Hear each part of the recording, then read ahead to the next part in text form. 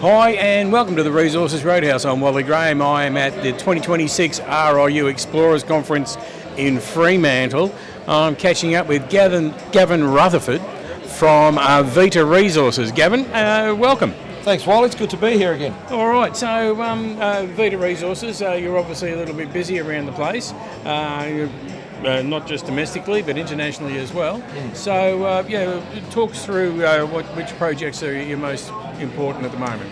People probably haven't heard of Vita Resources because we've just rebranded from Bastion Minerals, part of a strategy to completely rebirth the company since we took over the operations of it in April last year. Right. When we took it over, we immediately started to look at what projects we had on hand in our inventory, and that led us to initially to the ICE copper project in Yukon, which is about 200 k's northeast of the capital of Whitehorse.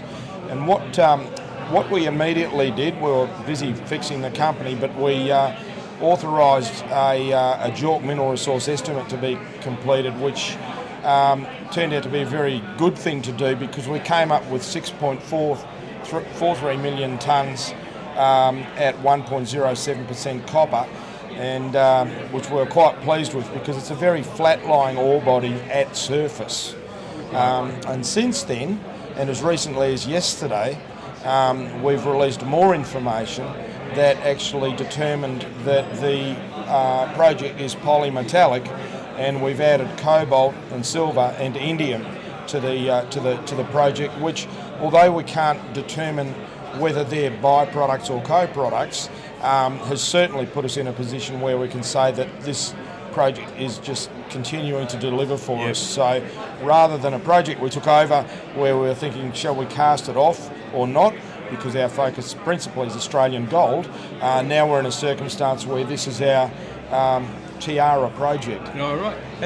Because that's an interesting point you make, because while you were talking I was thinking I've managed to, without even trying, get hold of more copper projects to talk to than gold projects, while I've been around this morning. And so here you are, another copper project, but you were originally focused on gold, but the copper's come to the fore. Well, it's delivered itself. When we took over the company, we had a very small inventory of gold projects that we wanted to bring in, and that JORC mineral resource estimate said, well, here's the copper, and I've got to commission some work on just establishing what the gold credits will bring to that copper equivalent percentage as well, because my feeling is that it's going to be quite a significant number. And so therefore copper has been demonstrably delivering itself to us.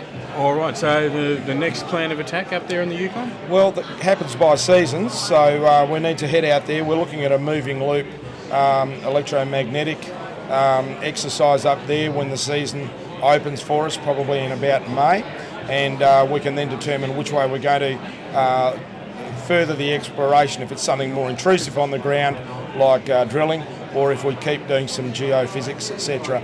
What it's important for me to say about the ICE project in Yukon is that only 1% of this project has been drilled. In fact, it's less than 1%, yet we've delivered a JORC mineral resource estimate. Wow. Yeah. It's a flat-lying ore body at surface, 20 odd degree dip, but it's at surface.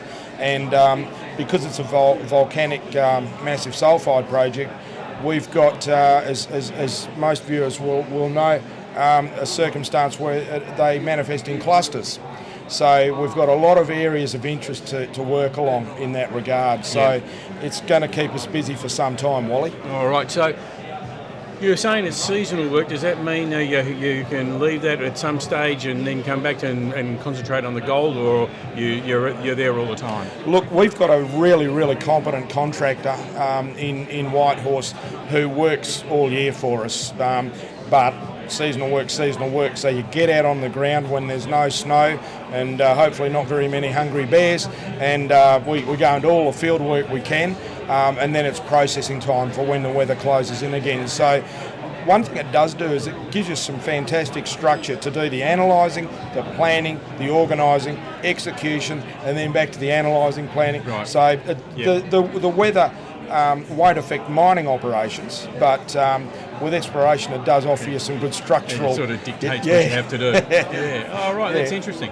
All right, so what do we expect to hear in the next, the next near future? Well, yesterday's release, took us through to the polymetallic aspect of it.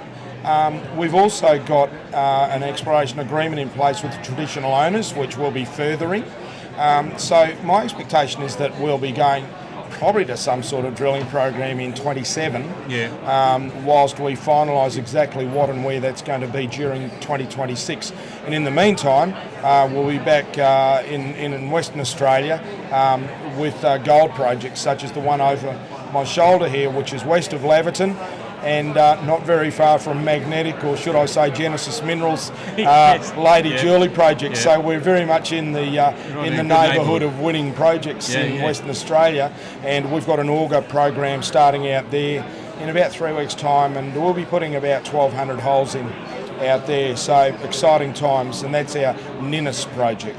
All right, well, it's all go, mate. It is, 100%. All right, well, good luck with it all, and as we always say, keep in touch. Oh, you can better believe it. You're the first. Bingo. Thanks a lot.